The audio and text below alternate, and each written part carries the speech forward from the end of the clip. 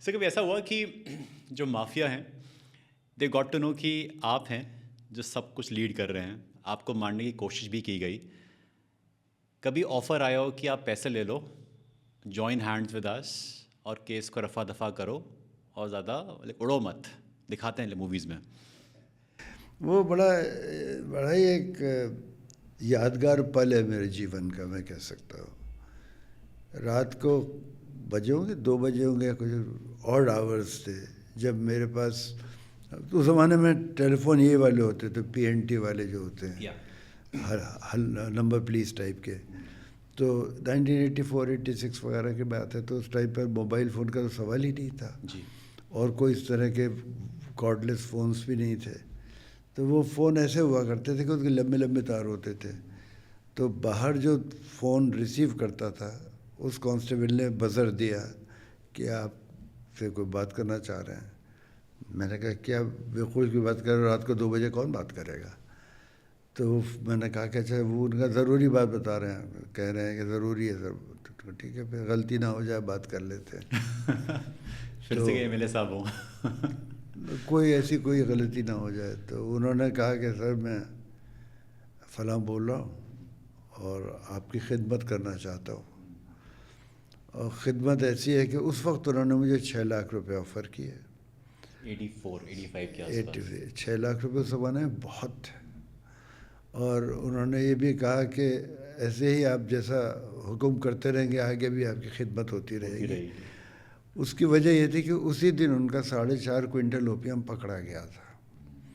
और 4.5 quintal opium उस ज़माने में भी करीब 50-60 लाख रुपए का था उनका। उस ज़माने में तो इसलिए उनको बहुत बड़ी प्रॉब्लम थी कि किसी से ये छुड़वा लें, फिर 50-60 लाख रुपए की चीज़ छुड़वा रहे हैं, उसके लिए 6 लाख ज़्यादा नहीं है।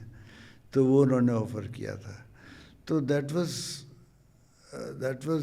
the first moment in my life as a police officer when somebody made an offer like this. And that was, वो एक बहुत ज़रूरी टाइम था कि मैं ये डिसीजन ले लूँ कि मैं इधर गिरूँ या इधर गिरूँ। आई एम ग्लैड कि मैंने वो डिसीजन लिया कि मैं किसी तरफ गिरूँगा नहीं, मैं सीधा खड़ा रहूँगा। इस तरह से हुआ था। What goes in your head sir, मतलब हम जो देखते हैं अगेन मूवीज़ में या फिर मीडिया के ज़रिए कि कई बार जो पुलिस ऑफिसर हैं वो बहुत ही करप्ट हो जाते हैं, they take a side because it is more lucrative. आपका उस बात पे अडिग रहना, what is the mindset, what is the thought process?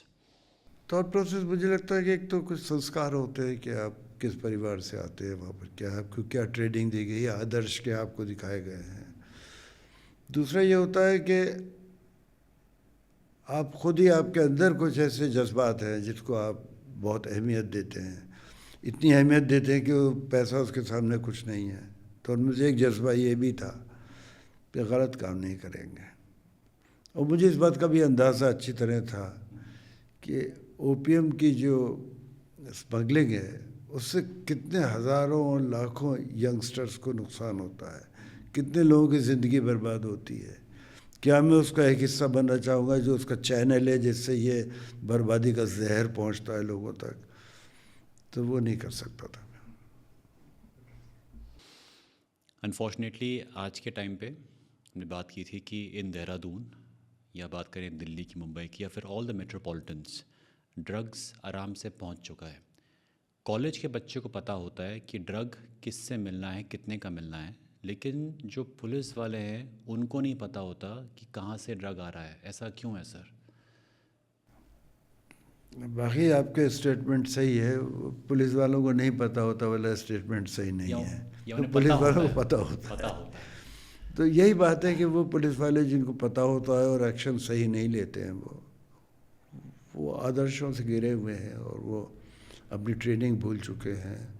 अपने ड्यूटी का जो सबसे महत्वपूर्ण हिस्सा है वो पूरा नहीं कर रहे हैं।